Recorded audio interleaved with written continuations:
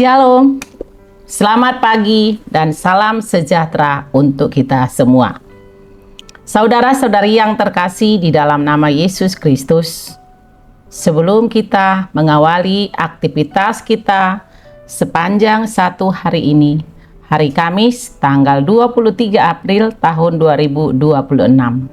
Marilah kita terlebih dahulu menerima sapaan firman Tuhan melalui renungan HKBP, renungan harian HKBP Sutoyo. Kita berdoa. Damai sejahtera dari Allah Bapa yang melampaui segala akal, kiranya menyertai hati dan pikiran saudara di dalam Yesus Kristus Tuhan kita. Amin. Firman Tuhan yang mau menyapa kita melalui renungan harian diambil dari kitab Rut pasal yang kedua, ayatnya yang ke-12. Demikian firman Tuhan. Tuhan kiranya membalas perbuatanmu itu, dan kepadamu kiranya dikaruniakan upahmu sepenuhnya oleh Tuhan Allah Israel, yang di bawah sayapnya engkau datang berlindung.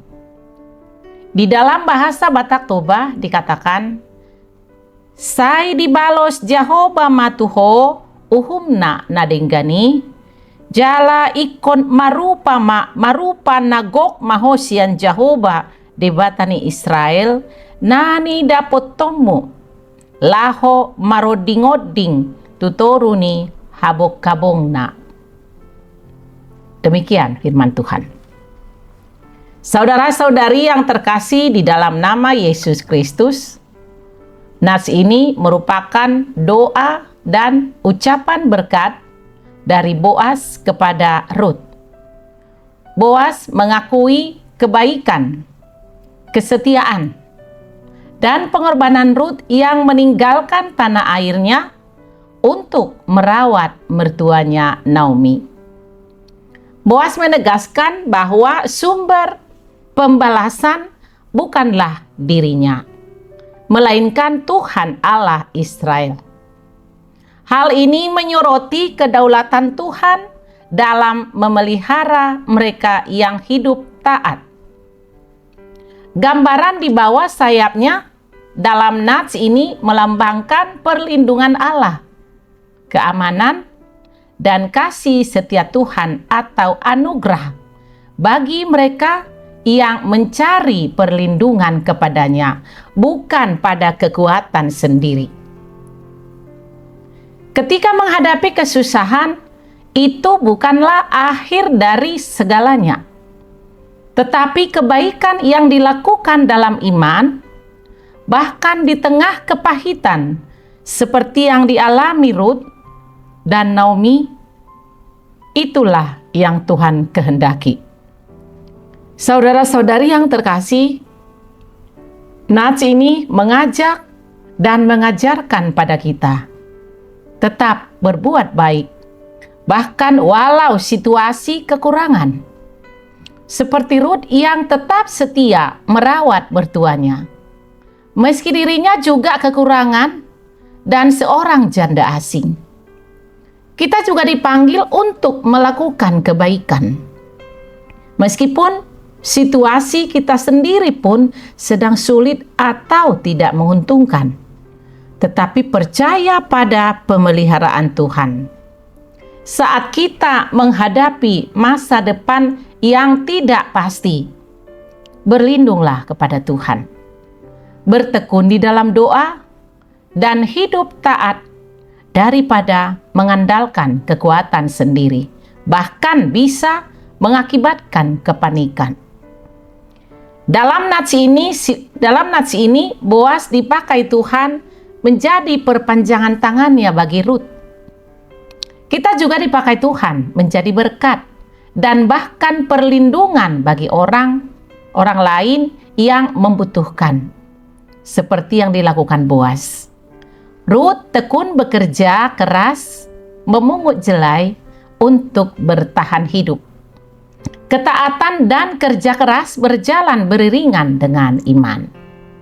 Saudara-saudari yang terkasih, Kata sayapnya dalam nats ini adalah tempat yang aman berlindung pada Tuhan. Apakah kita sudah menjadikan Tuhan sebagai tempat perlindungan utama? Atau lebih mengandalkan kekuatan sendiri? Atau apa yang ada pada kita? Rut memberi teladan untuk menaruh iman sepenuhnya pada perlindungan tangan Tuhan. Rut tidak menuntut upah, tetapi Tuhan memberikan upah yang melimpah penuh. Hal ini mengajarkan bahwa Tuhan tidak pernah berutang pada manusia. Dia menghargai dan melihat setiap tetesan air mata dan usaha kita untuk hidup setia seturut kehendak-Nya. Tuhan melihat hati. Rut adalah orang Moab atau orang asing. Namun ia diterima karena kesetiaannya.